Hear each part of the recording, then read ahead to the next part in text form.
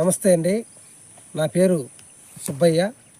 నేను ప్రకృతి వ్యవసాయ విభాగంలో మాస్టర్ నెల్లూరు జిల్లాలో పొదలకూరు డివిజన్లో 5 మండలాల్లో నేను మాస్టర్ ట్రైనర్గా పనిచేస్తున్నానండి. నేను ఈ ప్రకృతి వ్యవసాయ విభాగంలో ఈ రైతులకు నిమ్మ రైతులను కలిసి నిమ్మ రైతుల్లో అధిక దిగుబడులు తీసుకురావాలంటే ఇక్కడ ప్రకృతి వ్యవసాయ విధానంలో ఏ విధంగా అయితే పాటిస్తే మనకు అధిక దిగుబడులు వస్తాయనేది ఈరోజు ఈ నిమ్మలో ఎక్కువగా అధిక దిగుబడులు సాధించాలంటే మనం ఏం చేయాలంటే మొట్టమొదట ఈ చెట్టుకు మధ్యలో ఖాళీగా పెట్టకుండా అక్కడ మనం ఏం చేయాలి. ఈ రైతు పేరు ప్రతాప్ అండి. ఇతను ఇంతకుముందు కెమికల్ పద్ధతిలో వ్యవసాయం చేస్తున్నాడు. ఇప్పుడు మేము మోటివేషన్ చేయటం వల్ల ఈ ఈ నిమ్మలో ఎక్కువగా పిఎండిఎస్ విధానాన్ని పాటించడం వల్ల, అలాగే మేము ఇతను మోటివేషన్ చేసి ఈ పిఎండిఎస్ విధానం పాటించాడండి. ఈ పిఎండిఎస్ విధానం పాటించడం వల్ల, అలాగే ఈ నిమ్మలో శిలీంద్రనాశినికి సంబంధించినటువంటి ఎక్కువగా మచ్చ తెగులు ఉండడం వల్ల మేము ఏం చేసామంటే దగ్గరలో పొలట మజ్జిగ స్ప్రే చేయించడం, అలాగే జీవామృతం స్ప్రే చేయించడం, అలాగే కోడిగుడ్డు నిమ్మరసం రావడం స్ప్రే చేయించడం, ఇలా ఎన్ని అమ్ముడి చేయించడం వల్ల చూడండి ఎంత చక్కగా పూత వచ్చేదండి. ఎక్కువగా పూత పెట్టిందండి ఈ ప్రకృతి వ్యవసాయం చేయడం వల్ల. చూడండి ఎంత చక్కగా ఉన్నాయి. చూడండి ఈ పూత అంతా కాపాడి మనము సప్తధాన్యాంకుర కషాయం కానీ స్ప్రే చేసుకుంటే ప్రతి పూత నుంచి ప్రతి గింజ కూడా నిలబడుతుందండి. ఎంత నాణ్యంగా వస్తాయంటే అంత నాణ్యంగా వస్తాయి. అలాగే పిండి వచ్చిన తర్వాత మనము జీవామృతము స్ప్రే చేసుకుంటూ ఉండాలి.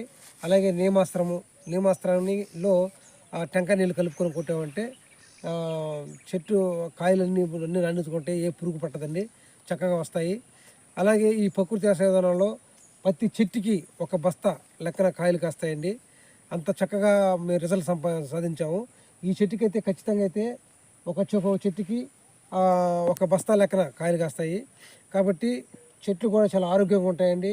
ఎటువంటి సైడ్ ఎఫెక్ట్ ఒకరు కూడా ప్రకృతి వ్యవసాయ విధానంలో పాటిస్తే మీరంతా కూడా మంచి అధిక దిగుబడి సాధిస్తారు. తక్కువ ఖర్చుతో ఎక్కువ దిగుబడి సాధించవచ్చు. అండి స్ప్రే చేసాడండి. చూడండి జీవామృతం చేయడం వల్ల ఆకు కూడా చాలా ఎంత నాణ్యంగా వచ్చింది. అలాగే పూత కూడా ఎక్కువ పూత పెట్టిందండి. పూత చూడండి ఎంత బాగుందో, పూత చాలా చక్కగా పూత వచ్చిందండి.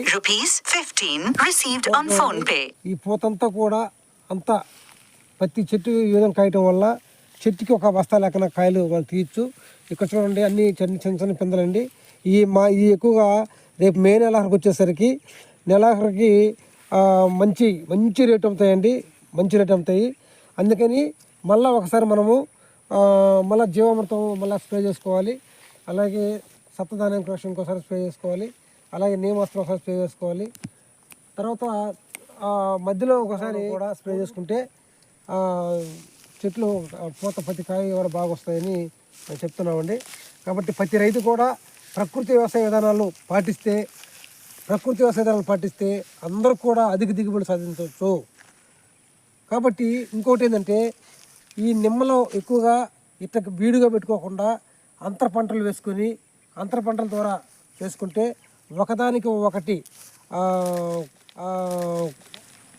పోషకాలు ఇచ్చిపుచ్చుకున్నప్పుడు ఎటువంటి తెగుళ్ళు అనేది రావు, ఎటువంటి పురుగు రాదు, మంచి దిగుబడి వస్తుందని నేను చెప్తున్నానండి. కాబట్టి ప్రతి ఒక్క రైతు కూడా ఇది తెలుసుకొని నిమ్మలో కూడా అంతర పంటలు వేసుకోవాలి. అలాగే పిఎండిఎస్ విధానం పాటిస్తే చెట్లు మంచి ఆరోగ్యకరంగా ఉంటాయి. ఎటువంటి తక్కువ దిగుబడి లేకుండా మంచి దిగుబడితో మంచి ఆదాయాలు తీసుకుంటారని కోరుకుంటున్నానండి. అందరూ కూడా ఈ విధానం పాటిస్తారని కోరుకుంటూ సెలవు తీసుకుంటాను.